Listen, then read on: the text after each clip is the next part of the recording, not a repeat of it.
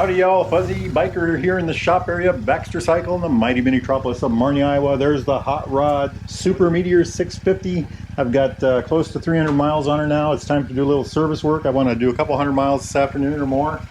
I think we're going to jack her up on the lift, change the oil. We're going to pull the valve cover off, adjust the valves. I think we're going to put this kind of oil in it right here.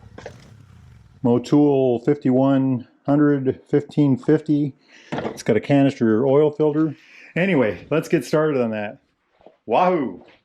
Alrighty, step one completed here. Got the drain plug out. That was I think 13 millimeter. Let's see what it says here. Yep, 13 millimeter. A little bit of grit on the end of there, but you know, it's a new bike, so I suppose we'd expect that, right?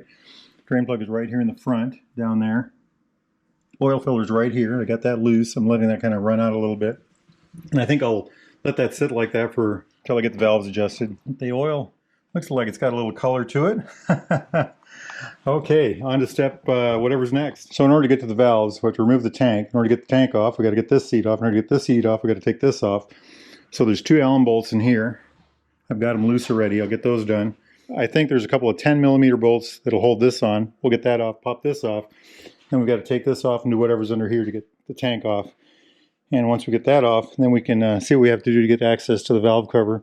And I think the valve cover is just for these, looks like Allen wrench bolts on top. So yes, a couple Allen bolts to get the back seat off, 10 millimeters to get the front seat off. This bolt out, one long bolt I think it was, I can't remember. I think it was a long bolt, to get the tank off. The tank had a quick release for the fuel that you had two places you could do it. One was on the tank and the other was down here. I did it down here. So right there. This is electronics. All the electronics were one thing. The fuel gauge, the fuel pump, everything right. Just one plug instead of two. And then two. There was a vent tube and an overflow tube. So that was all pretty straightforward. So to get the valve cover off, I took the Allen bolts out, which are these things right here that held the valve cover down. And then I loosened these coil packs so I could get clearance, pop the cover off, kind of snaked it out. I left the gasket on.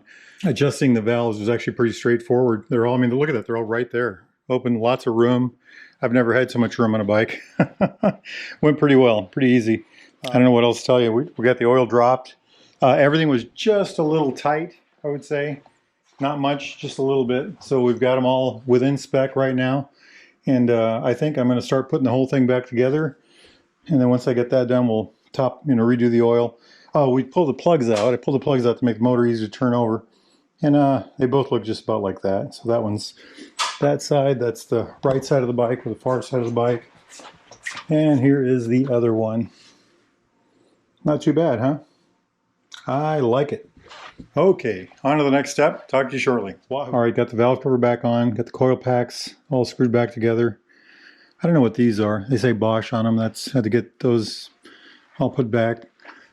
Same on the other side, I think. A little opposite direction for this one, but anyway, these little Allen head things. Got my vent hoses here. This seems a little tight, but that's, I think, how it went. So, and then on the other side, I've got the this tube, and then of course this is the electrical plug-in for the fuel gauge and the fuel pump. But, anyway, I think what I'm going to do next is go ahead and put all the tank back on and all that nifty stuff up. Then we'll put some oil in it, new filter. Alrighty, 2 cups of coffee later. Got the tank and all that stuff back on. Put the new filter on. Put the new plug in. All this is back together. Have not ran it yet. We're putting oil in. I put 3 quarts in so far. It's above the high line, but I haven't ran it yet, so I'm assuming it'll go down. Hey, just real quick. They put this on for me. Baxter Cycle did. It feels like it's made out of aluminum. It's super light, but it's metal. But it says RE on it. It goes right here. Covers the oil opening. It's got a little, I mean, it's pretty cool. I don't know what they cost, but I like it. It's got knurling on the edges. Pretty nifty, huh? Okay, I'm going to pull that out, put this back in, run it a little bit, and then we'll check the levels again, see how we're doing. Wahoo! Let's give this thing a start and see what happens. Make sure we're in neutral. Oil lights on. Got everything going here. 5, 4, 3, 2, 1. Make sure nothing's leaking.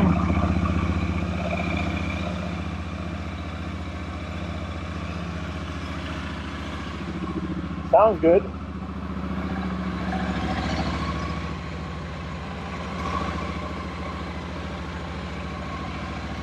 No oil coming out. No gas coming out of there. I like it. I like it. Let's shut it off and see what our level is. Give it another little bit to run.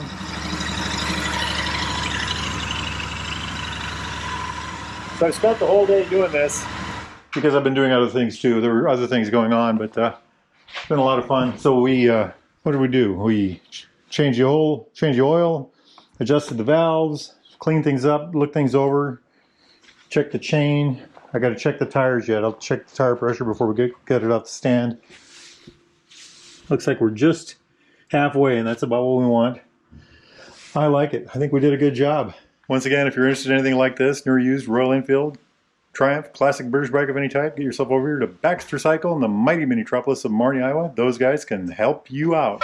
I think the only thing left to do is I need to gear up and take this thing for a ride. I'm going to go ride. Wahoo!